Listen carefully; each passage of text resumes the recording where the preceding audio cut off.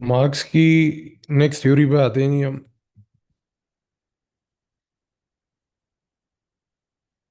Concept of human nature and एलाइनेशन।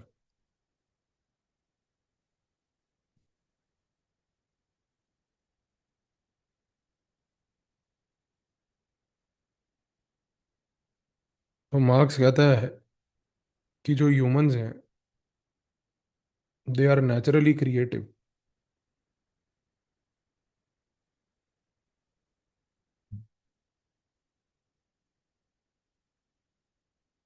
Social, productive. तो उसने कहा कि जो पीपल हैं they are not meant just to survive, but people जो हैं they express themselves by working with nature plus working with each other.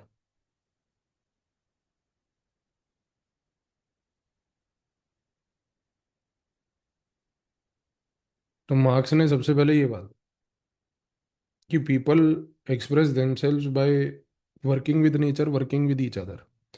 तो उसने एक चीज तो क्लियर कर दी कि भाई पीपल जो हैं they have an ability to create plus cooperate. दोनों एबिलिटीज हैं उनमें। लेकिन वो कहता है कि प्रॉब्लम आती है कब? प्रॉब्लम आती है एक कैपिटलिस्ट सोसाइटी में। मार्क्स कहता है कि देखो कैपिटलिस्ट सोसाइटी में क्या होता है कि जो वर्कर्स हैं they are not allowed to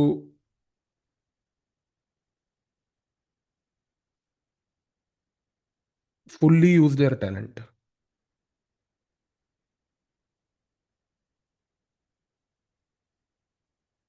not allowed to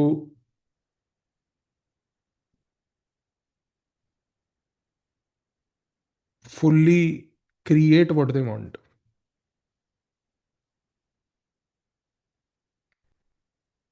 तो वो कहता है कि कैपिटलिस्ट सोसाइटी में people are basically treated like machines.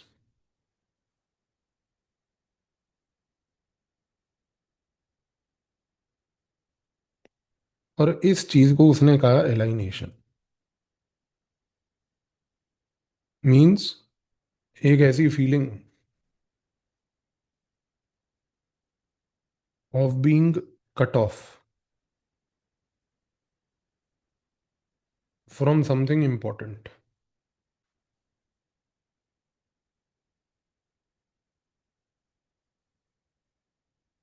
Feeling of being cut off from something important. अब क्या है कि देखो मार्क्स बोलता है कि कैपिटलिज्म में क्या होता है कि जो वर्कर्स हैं they are basically cut off, they are basically separated from products they make,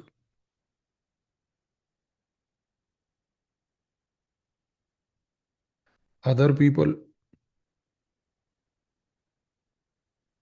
own self also. तो मार्क्स कहता है कि boss this is not just a emotional problem.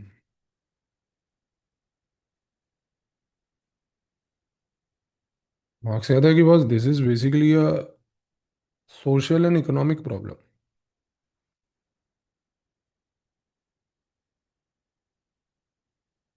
तो मार्क्स क्या बोल रहा है कि कैपिटलिज्म में आपको एक मशीन की तरह ट्रीट करते हैं। आपको सिर्फ इंस्ट्रक्शंस दिए जाते हैं कि ये करना है, ऐसे करना है, तो आपका जो क्रिएटिव पोटेंशियल है वो फ्रीली यूज नहीं हो रहा। तो उसकी वजह से अलाइनेशन हो रही है। तो मार्क्स बोलता है कि बस इस अलाइनेशन को अगर अपने को ओवरकम करना है तो उसको ओवरकम करने के लिए we must change the system.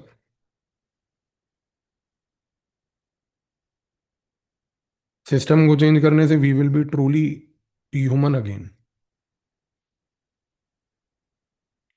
समझ रहे हो आप?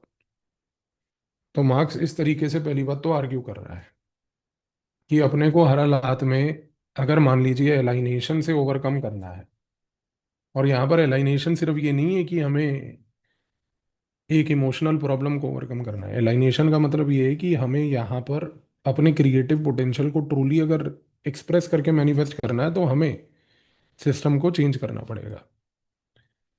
तो ये जो मार्क्स का कॉन्सेप्ट है एलाइनेशन का, इस कॉन्सेप्ट को मार्क्स ने आर्टिकुलेट किया था अपनी बुक में, 1844 में लिखी थी जो उसने, जिसका नाम था इकोनॉमिक एंड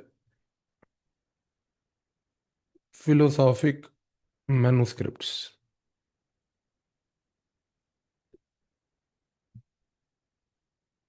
यहाँ पर उसने एक फाउंडेशनल क्रिटिक ऑफर किया था कैपिटलिज्म का, जहाँ उसने कहा कि भाई कैपिटलिज्म में humans are not seen as rational agents, but they are seen basically not as creative और purposeful labour, but commodified labour.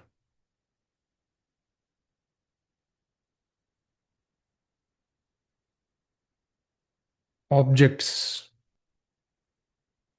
that will follow commands.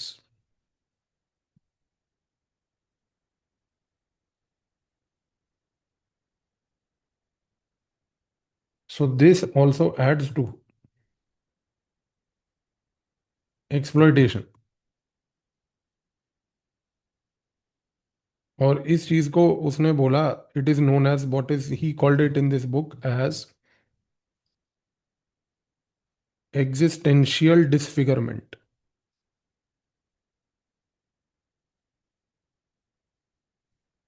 Of humanity. Existential disfigurement of humanity. तो Marx देखो यहाँ पर क्या बोलने की कोशिश कर रहा है। मार्क्स ये कह रहा है कि देखो आपको इस एग्जिस्टेंशियल डिसफिगरमेंट ऑफ ह्यूमैनिटी, जो कि कैपिटलिज्म में आपके ट्रू पोटेंशियल को रियलाइज करने से रोक रही है, अपने को उसको बेसिकली ओवरकम करना है। अब यहाँ पर क्या है कि कई स्कॉलर्स ऐसे हैं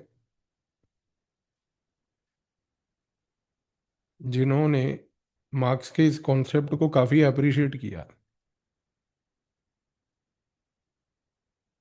क्योंकि उन्होंने ये बात बोली कि भाई देखो कैपिटलिज्म में आफ्टर ऑल वो क्या रहा है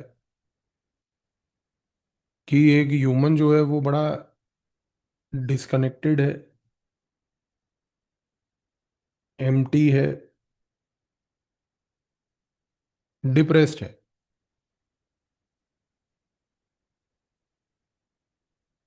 तो इसको ओवरकम करने का जो टास्क मार्क्स ने उठाया, वो कहते हैं कि भाई मार्क्स ने इस कॉन्टेक्स्ट में ये कहना गलत नहीं होगा कि ह्यूमन साइकोलॉजी को बहुत डीपली स्टडी किया। ह्यूमन साइकोलॉजी को बहुत डीपली स्टडी की, क्योंकि जब तक आप साइकोलॉजी को स्टडी नहीं करोगे तब तक आप ये वाले टाइप का असेसमेंट नहीं ला सकते। तो ये असेसमेंट ही पॉसिबल तब है जब आप एक ह्यूमन सोसाइटी के लेवल पर इस चीज़ को समझो कि वही सोसाइटी में जो लोगों की साइकी है, मानसिकता है, वो कैसी है और क्या है।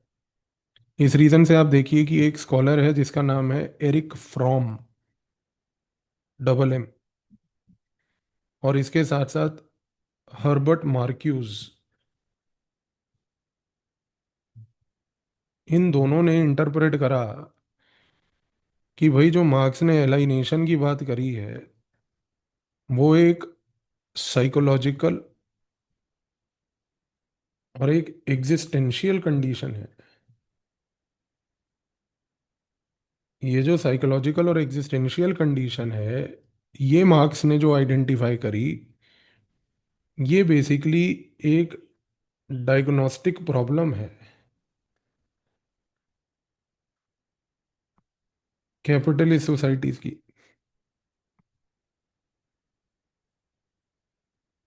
जो कि सोसाइटीज को स्पिरिचुअली इम्पोवरिश कर रही है।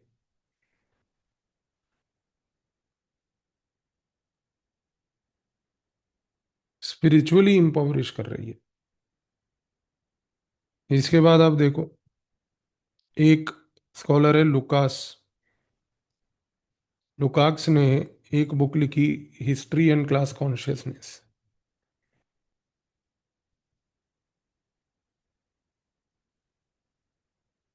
उसने इस बुक में ये बोला कि मार्क्स ने क्या किया है, उसने इंट्रोड्यूस किया है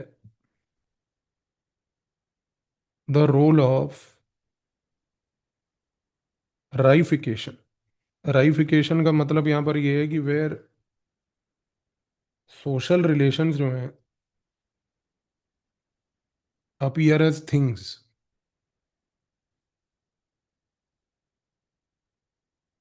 जो कैपिटलिज्म में सोशल रिलेशंस हैं वो they are appearing as things. इस चीज को बेसिकली उसने एक्सप्लेन किया है थ्रू, ये कहते हैं कि मार्क्स ने बताया कि कैसे कमोडिफिकेशन ऑफ कॉन्शियसनेस होती है।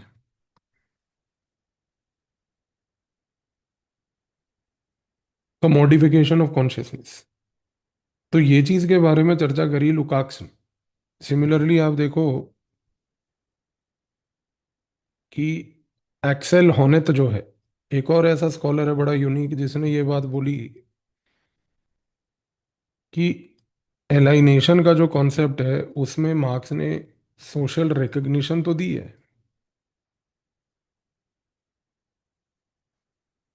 और इसके साथ साथ उसने कॉन्शियसनेस को एक फाउंडेशनल स्टेटस दिया है थ्योरी में पहली बार, जो इससे पहले किसी स्कॉलर ने नहीं दिया, जिसकी वजह से एक थ्योरेटिकल इलास्टिसिटी देखने को मिली है मार्क्स की थ्योरी में। थ्योरेटिकल इलास्टिसिटी देखने को मिली है मार्क्स की थ्योरी में। तो एक चीज तो क्लियर है देखो, कि जब हम बात करते हैं मार्क्स के इस स्पेसिफिकली आइडिया की, जिस आइडिया के तहत मार्क्स ने ये सारे कॉन्सेप्ट्स यहाँ पर इंट्रोड्यूस किए, इन कॉन्सेप्ट्स के थ्रू एक चीज तो क्लियर हो जाती है कि मार्क्स जिस प्रकार की चर्चा कर रहा था वो कोई नॉर्मल चर्चा नहीं थी। अब दूसरी बात देखिए, फैनॉन यहाँ पर एक और चीज कहता है। वो कहता है कि भाई मार्क्स का जो आइडिया है एलाइनेशन का,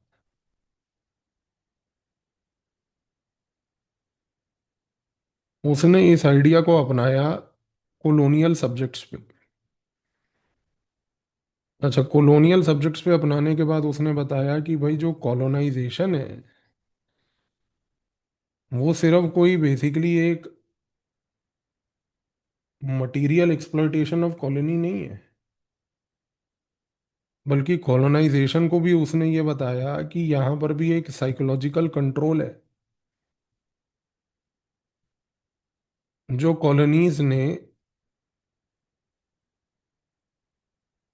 बना के रखा गया है। इस रीजन से फैनॉन ने ये बात बोली कि भाई जो डीकॉलोनाइजेशन स्ट्रगल्स हैं,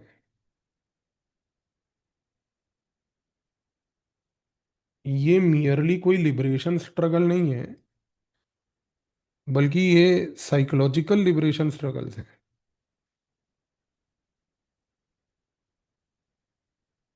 क्योंकि हम यहाँ पर सिर्फ एक कॉलोनियल रूलर से नहीं लड़ रहे, हम कॉलोनियल रूलर के साथ साथ इस प्रकार से लड़ाई लड़ रहे हैं एक कॉलोनियल प्लेयर के साथ,